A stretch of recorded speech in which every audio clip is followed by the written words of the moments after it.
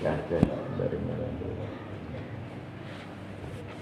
Jadi Tengku Alim ini memang kalau saya dulu ke Manado, beliau alim senantiasa ada mengikut kemana-mana.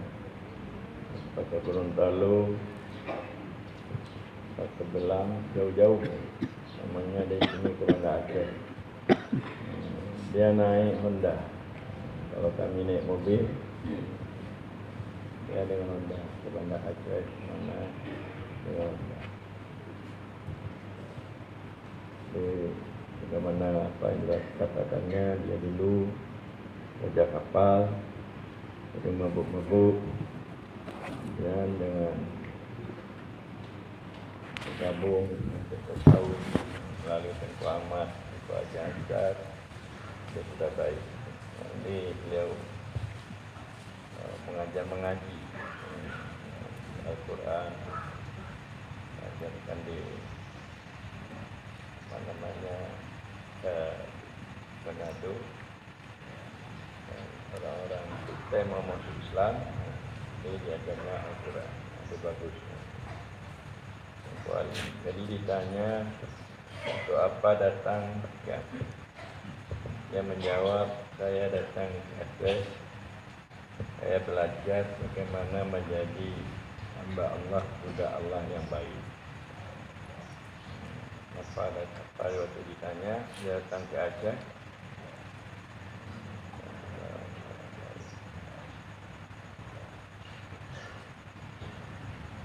kemudian ada anak muda lagi yang bernama itu Tengku Patli. Dia orang Manado, dia alim. Kalau alim dia mungkin dengan kita semua yang ada sini, dia lebih alim. Dia belajar dari salah segala kitab dipelajari, Ma'ali, Ayatul Usul, Johar, nanti dia alim. Sudah juga ilmu-ilmu alat yang anak Mosquito. Jadi Mosquito ini 3 anaknya alim-alim semua. Jadi Fadli menanyakan, Abu, bagaimana kita bisa sembahyang khusyuk? Sembahyang. Jadi begitu datang, itu dia mengatakan bagaimana kita supaya dapat alat kita itu. Jadi latar belakang dia menyampaikan itu karena dia orang alim, dia baca Al-Quran. Qad aflahal mu'minun alladzina hum fi shalatihim khashi'un. Sungguh menanglah orang yang beriman. Pada sembahyang mereka itu khusyuk. Wailun lil musallin alladzina hum an salatihim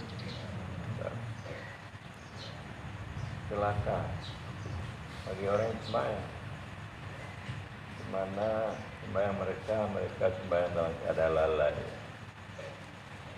Jadi nampaknya lebih bagus tidak sembahyang daripada sembahyang dapat uwi.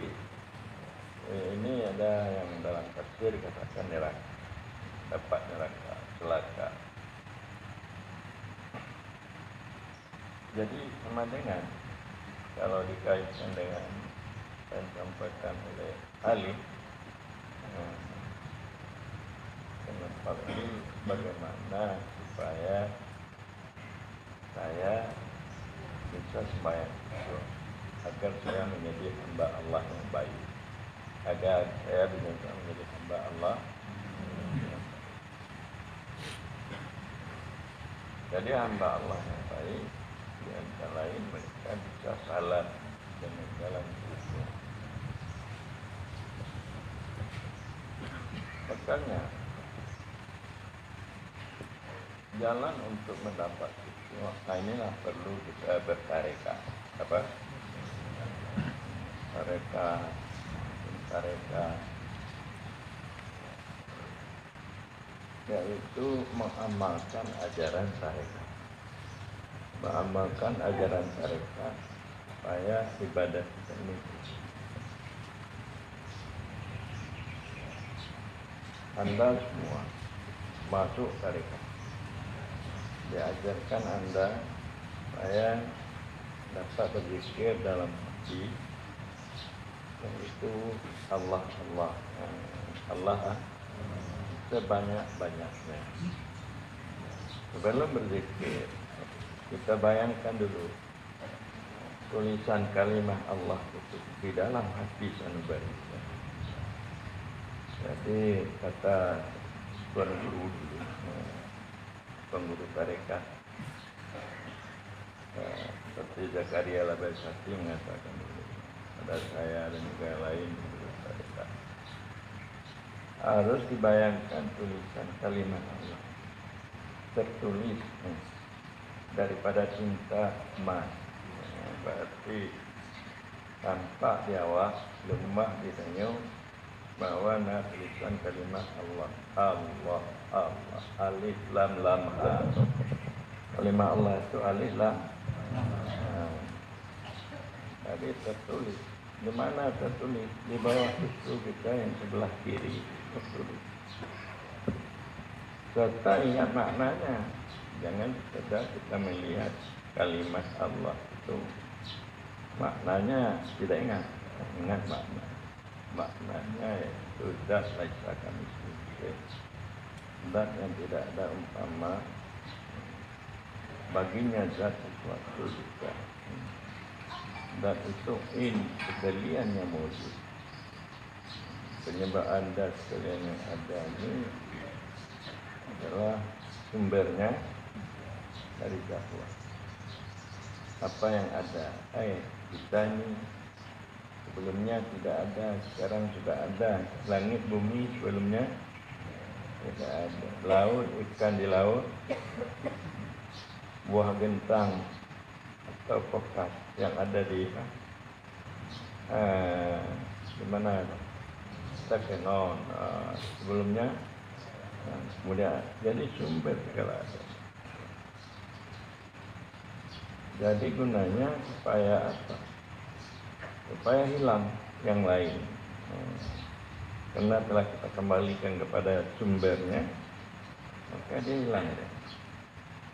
Seperti umpamanya kita kembalikan garam kepada air.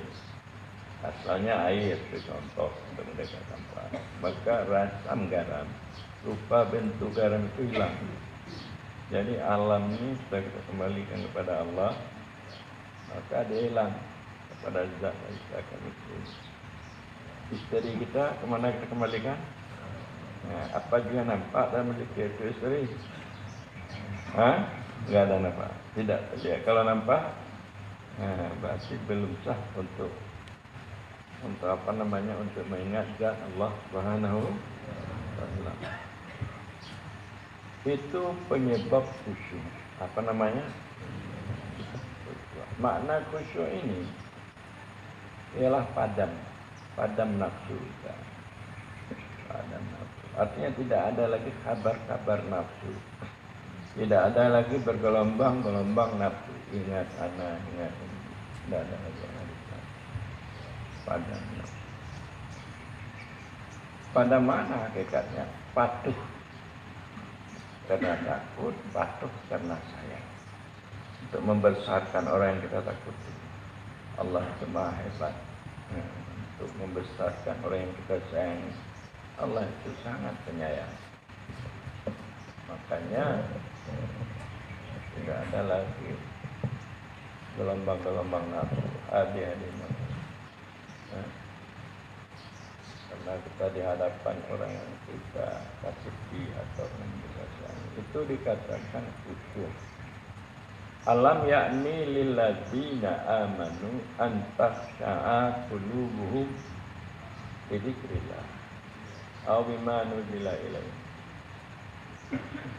Adakah sudah sampai waktunya bagi orang yang beriman mereka bahwa khusyuk hati mereka bagi mengingat Allah, an takhsha'a qulubuhum, bahwa khusyuk hati mereka itu bagi ingat Allah. Kita bagaimana diturunkan bagi mereka. Ada khusyuk ni, kalau sebagai orang beriman khusyuk. Kalau orang beriman, dia tahu bahawa Allah itu dekat. Allah itu dekat. Allah itu orang yang hebat, ya. Kekuatannya dapat menyiksa kapan saja dan siapa saja. Dan orang yang penyayang, di mana kesayangannya itu dia akan berikan tidak siapa yang menghalangi. Itu khusyuk. Jadi mudah-mudahan dengan kita mengingat Allah, tulisan Allah dalam hati kita, bisa kita khusyuk, bisa kita agar supaya kita beribadah khusyuk. Namanya sembahyang bisa khusyuk, teringat kalimat Allah. Kalimat alif lam lam. Jadi bagi kita orang mubtadi, nampak tulisan nama, nama apa? Karena kita ni orang tadi ni punya untuk mendapatkan sesuatu, bahasa gambar sesuatu itu dalam pemikiran. Kalau belum tergambar dalam pemikirannya, dia tidak mendapatkannya. Namanya kita untuk mendapatkan keaminan, tergambar rupanya, Jadi kita untuk mendapatkan Allah. Allah tidak ada berupa, cuma yang ada rupa, yaitu tulisan namanya, Allah. Ini. Jadi yang dirinya itu tidak ada rupa, yang ada rupa tulisan nama. Jadi itulah perlu tarekat ini terlihat tulisan nama. Ada kabarnya, kabar saya itu Syekh Bahauddin Naqsyabandi itu bawa tarikatnya itu terlihat tulisan kalimat Allah itu di belakangnya tentang hati ini yang dikonstitusi. Coba begitu kuatan ingatannya untuk mengingat Allah ada itu. Jadi Naqsyabandi artinya ukiran, Naqsyun itu ukiran, Bandun itu nama, ukiran nama, ukiran Naqsyun artinya ukiran, Bandun nama, ukiran nama. Jadi kalau begitu Abu, ya begitu. Sepatutnya kalimat Allah itu ukiran nama kalimat itu senantiasa diingat, senantiasa pada awal baik dan salah atau di luar salah, sedang jalan, sedang di mana-mana, mau tidur atau tidak tidur, kalimat Allah. Jadi kalau nanti kalian sudah naik lagi pengajian, sebutkan di hati ya, kalimat jadi siapa dan pada seluruh alam tulisan nama. Di jalan ada tulisan nama, di rumah ada, di mobil, di anak, di suami. Jadi Anda dilatih untuk khusyuk, di dalam beribadah kita khusyuk, di dalam bukan ibadah, dalam perjalanan kita khusyuk. Khusyuk ini bukan hanya dalam ibadah, dalam perjalanan, dalam gaul kita khusyuk, dalam gaul, dalam berbicara kita khusyuk. Sempudin khusyuk. Suaranya bagus. Seperti muslim muda. Khusyuk dia. Jadi itu khusyuk. Itu teringat Allah laisa kamitslihi bahwa kita patut kita serasa hina, serasa dengan perintah Allah. Ini salah. Kita patuh kepada hukum, rasa lemah untuk menentang hukum. Kita merasa rendah di hadapan Allah. Itu khusyuk. Jadi kita merasa ini dengan perintah Allah, kita merasa patuh kepada hukum ini wajib. Kita merasa lemah menentang hukum. Kita merasa rendah di hadapan ini. Dan juga khusyuk. Kita selalu mengintip daripada penyakit amal. Jadi amal ini ada apa penyakit? Di antara lain niat. Niat itu termasuk amal. Jahat niat, kasat kemauan. Jahat niat, kasat kemauan kita. Untuk apa kita salah? Tidak lain untuk yang mendekatkan diri kepada saya berada di hadapan. Dan kita juga melihat syarat-syarat amal. Dari rukun amal. Dan juga kita melihat penyakit amal yang ada wujud dari di dalam beramal. Jadi memperhatikan apa yang kita perhatikan mengenai penyakit amal yang merusakkan amal jahatnya.